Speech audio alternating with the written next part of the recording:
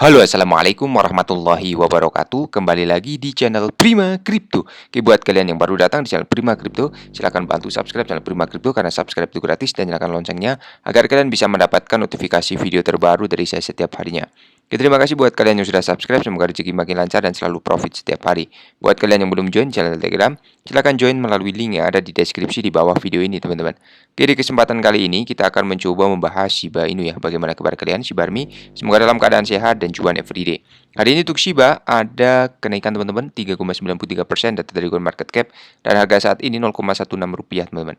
Volume perdagangan dalam 24 jam terakhir ada penurunan yang cukup dalam 33%. Masih berada di peringkat ke-13, teman-teman, data dari CoinMarketCap, teman-teman ya. Oke, sebelum kita bahas lebih lanjut mengenai Shiba, kita pantau dulu untuk hari ini. Global Crypto Market Cap ada kenaikan 5,21%, BTC di angka 412 juta rupiah, teman-teman, Ethereum 26.900, dan BNB masih di 5,1 juta rupiah, teman-teman ya. Oke, kita langsung aja menuju di berita pertama. Jadi ada bond Shiba Inu mulai menghapus kerugian mendapatkan kembali 1,3 juta dolar, teman-teman ya.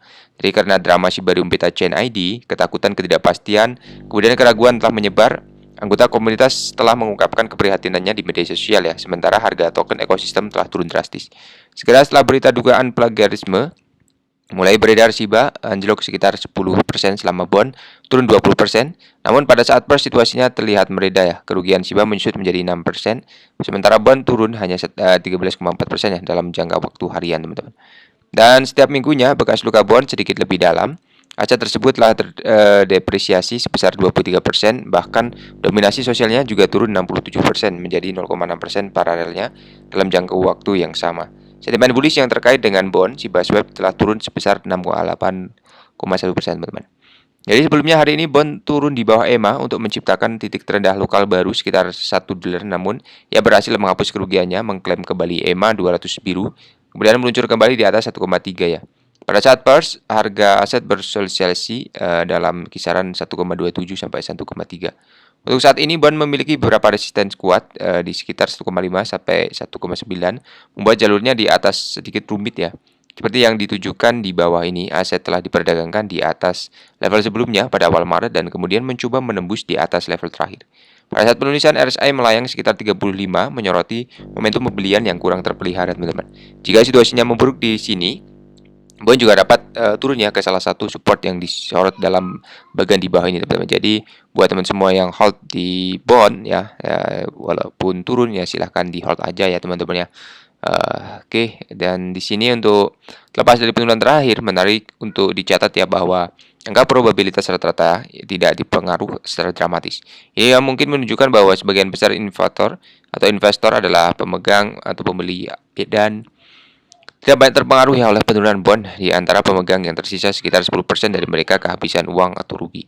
Sedangkan sisanya 8% dari mereka pada uang atau dalam posisi impas, teman-teman ya. Kemudian di sini ada Shiba Wings, teman-teman. Di Australia siap untuk grand opening, pimpinan Shiba dan Dev menyetujui, teman-teman ya.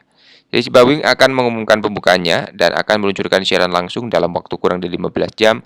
Pencipta Shiba dan Shibarium memposting tweet yang dapat diartikan sebagai dukungan untuk ini, teman-teman. Ya, ada seorang yang berbasis di Australia akan menerima Shiba untuk memakan dan makanan dan minuman, dan memiliki interior bertema Shiba dengan tidak hanya logo Shiba tetapi juga token yang ditempatkan di dinding, langit-langit, dan lampu gantung. Tautan ke saluran YouTube juga dapat pembukaan yang ditayangkan sebagian atau dibagikan oleh kepala tim pengembang yang dikenal dengan alias Soichi Kusama ya di akun Twitternya. Jadi November lalu, Shiba Wings men-tweet bahwa mereka berencana untuk membuka segera dan bermaksud untuk berintegrasi dengan Shibarium, dan setelah solusi lapisan 2 untuk Shiba diluncurkan. Restoran ini juga cepat saji berkolaborasi dengan Shiba dan jaringan burger Italia juga melakukan rebranding penuh ya dengan mendatangani kemitraan dan menggunakan sebagai maskotnya sekarang, teman-teman. Jadi pada pertengahan Januari tahun ini, Shiba Wings memposting tweet yang menyatakan bahwa menghitung hari hingga pembukaan, Satoshi Kusama lalu dapat meninggalkan komentar pendukung Gwen Shibarium, seolah mengingatkan tentang Shiba bahwa tempat ini akan diintegrasikan pada solusi lapisan 2 ya, dan dengan demikian berkontribusi pada pembakaran token. Tadi Shibarium disebut Puppynet diluncurkan Sabtu lalu, teman-teman. Menurut Kusama juga nanti akan ada lebih banyak testnet ya untuk memperbaiki semua bug yang ditemukan oleh tim ya. Jadi di sini ada tambahan mengenai 150 juta dolar dalam likuidasi karena BTC melonjak ke tertinggi baru 9 bulan teman-teman, mendekati 27.000 dolar. Jadi yang pertama ada krisis perbankan ya yang memburuk teman-teman minggu lalu dan meluas ke Eropa. Selama ini BTC juga terus berkembang dan mengakibatkan penambahan nilai lebih dari 66.000 dolar ya dari Jumat lalu. Yang kedua, meskipun terjadi retracement dalam beberapa hari ke depan, BTC kembali berjalan larut malam dan hari ini setelah mengklaim lebih dari 26.000 hari ini, kripto terus naik dan semakin dekat dan menyentuh 27.000 dolar. Dengan sebagian besar altcoinnya pada zona hijau ya, tidak mengherankan jika jumlah perdagangan yang dilikuidasi tak mengingat lebih dari 44.000 dolar. Lonjakan harga terbaru terjadi setelah berita Federal Reserve yang mengonfirmasikan bahwa Silicon Valley, Signature Bank, dan organisasi perbankan lain tidak disebutkan namanya telah meminjam 300 miliar dolar untuk membantu beberapa masalah tersebut baru-baru ini teman-teman ya. Oke, jadi kesimpulannya apa Bang di sini? Kesimpulannya yang pertama untuk bond ya, dia adalah salah satu token untuk gas visi barium ya teman-teman, walaupun turun ya nanti ketika market juga membaik lagi, terutama pada Bitcoin ini ya, semoga saja pada naik lah teman-teman ya, agar kita bisa dapat cuan yang maksimal. Jadi untuk ini ya Silvergate ya kemarin juga sepertinya sudah ada backupan lagi untuk dana agar bisa kembali recovery ya kebangkrutan yang telah terjadi ya, dan ya semoga saja dapat pulih lagi teman-teman ya. Kemudian di sini ada Crypto Winter mengira ekspansi neraca Fed ya 297 billion adalah QE, tapi itu bukan teman-teman. Jadi peningkatan tajam buat kripto mengatakan bahwa bank sentral paling kuat teman-teman di dunia telah memulai kembali pelonggaran kuantitatif atau QE yang melibatkan pembelian aset seperti obligasi pemerintah dan sekuritas yang didukung hipotek untuk menyuntikkan likuiditas ke dalam sistem keuangan. Namun ekspansi neraca baru-baru ini terutama berasal dari bank yang meminjam pinjaman jangka pendek dari bank sentral untuk mengatasi krisis kepercayaannya, yang dipicu ambruknya 3 bank Amerika Serikat termasuk perusahaan rintisan yang berfokus pada Silicon Valley. Jadi data resmi menunjukkan bank meminjam kurang lebih 152,9 miliar dolar dari jendela diskon Fed.